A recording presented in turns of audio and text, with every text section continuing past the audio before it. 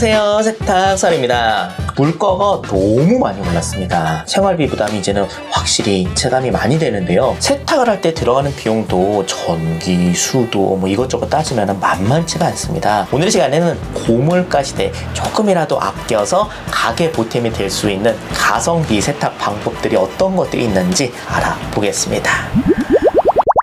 물론 온수로 세탁을 하는 것은 세척력의 효과를 더욱 높일 수는 있지만 모든 빨래를 온수로 할 필요는 없어요. 오염이 심하지 않고 기름기가 많지 않은 옷이라면 표준 세탁의 40도 세탁 온도를 찬물로 돌려놓고 세탁을 한번 해보세요. 세탁 결과의 차이가 생각보다 크지 않다라는 사실을 알게 되실 거예요. 세탁기 가동 시 전력의 90%는 물을 데우는 데 소모가 됩니다. 온수 세탁은 찬물보다 최대 28배 에너지를 소모한다고 하죠. 탄소를 줄이기 때문에 환경을 지킬 수도 있고요. 전기요금, 가스요금도 줄일 수가 있다는 장점이 있습니다.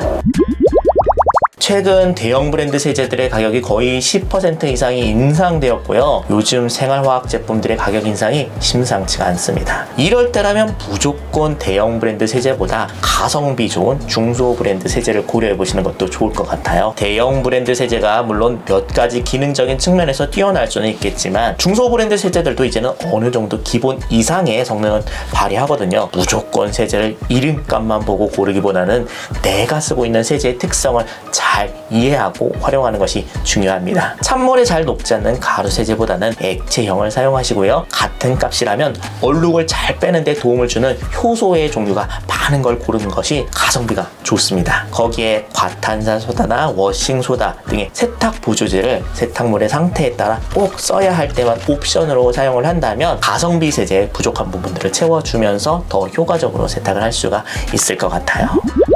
저도 다양한 세제를 써보려고 노력하지만 메인 세제를 웬만해서 선뜻 바꾸기가 힘이 들더라고요. 그렇다면 세제 사용량을 평소보다 줄여보시는 건 어떨까요? 단순히 권장 사용량을 지켜라가 아닌 진짜 나에게 맞는 세제의 양을 찾는 것이 중요합니다. 권장 사용량은 그야말로 권장을 하는 것이지 꼭 그렇게 해야 된다라는 건 아니거든요. 때에 따라서는 더 많이 써야 될 때도 있고요. 그보다 더 적게 사용해야 될 수도 있어요. 중요한 건 내가 쓰는 세제가 얼만큼 넣었을 때 가장 세탁이 잘 되는 것인지 그의 가장 최소값을 찾는 것이죠. 의식적으로 평소에 넣는 세제의 양을 3분의 1을 줄여봐서 세탁의 상태가 차이가 없다. 그럼 괜찮은 거예요. 그럼 또 2분의 1로 줄여보는 거죠. 그러면서 우리 집 세탁기와 세탁물에 맞는 세제 사용량을 찾는다면 세제의 비용도 줄일 수가 있겠죠. 헹굼을 조금만 해도 되기 때문에 물 사용량도 줄일 수가 있어요.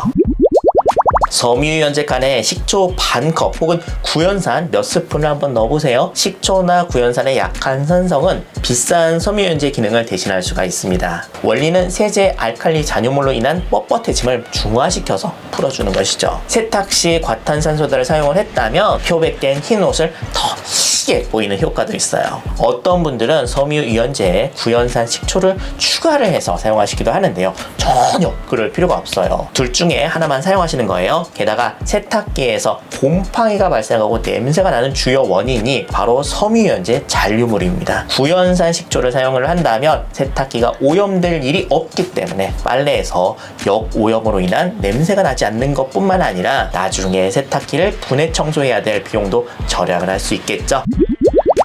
건조기도 열을 사용하는 가전제품이기 때문에 몇 가지 방법으로 세탁에 들어가는 비용을 줄일 수가 있어요. 건조기를 너무 꽉꽉 채워서 건조를 하면 대용량 건조기임에도 불구하고 건조 시간이 최대 3시간 정도까지는 나오더라고요. 그렇게 해도 건조가 잘 안 되기도 하고요. 건조가 잘 되기 위해서는 무게도 무게지만 건조기 내통의 바람이 순환할 수 있는 공간이 중요하기 때문에 빨래를 너무 꽉꽉 채워서 건조를 하는 것은 효율을 떨어뜨립니다. 먼저 빨리 마르는 얇은 빨래만 넣어서 신속하게 건조를 끝내고 바로 그 잔여를 이용해서 두꺼운 옷이나 수건들을 건조를 하면은 건조도 빨리 되고 에너지를 절약을 할 수가 있어요.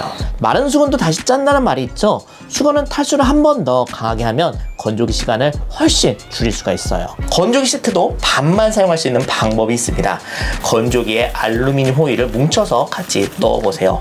금속은 정전기를 방전시켜서 옷의 보풀을 줄일 수가 있어요. 또 양모 건조볼은 옷을 부드럽게 두드려줘서 옷감을 보송하게 만들고 건조 시간을 단축시킬 수가 있죠. 재사용할 수 있는 호일 뭉치와 양모 건조볼을 사용한다면 건조기 시트는 절반만 사용하면서 빨래선 여전히 부드럽고 좋은 냄새가 날 거예요. 아직 공기는 무료라서 너무 다행입니다. 건조기를 사용하는 것은 우리의 생활을 혁신적으로 편리하게 바꿨지만 세탁을 할 때 더 많은 에너지와 비용을 지불해야 된다는 뜻이기도 하죠. 조금은 번거로울 수 있겠지만 예전같이 빨랫줄에 널어서 빨래를 말리는 것은 여전히 무료이기 때문에 경제적일 수 있고요. 거기에 부가적인 효과로 빨래 후에 남아있는 작은 얼룩들을 사라지게 하고 일광소독을 해서 빨래에 남아있는 잡내, 쉰내가 올라오지 않게 할 수도 있어요.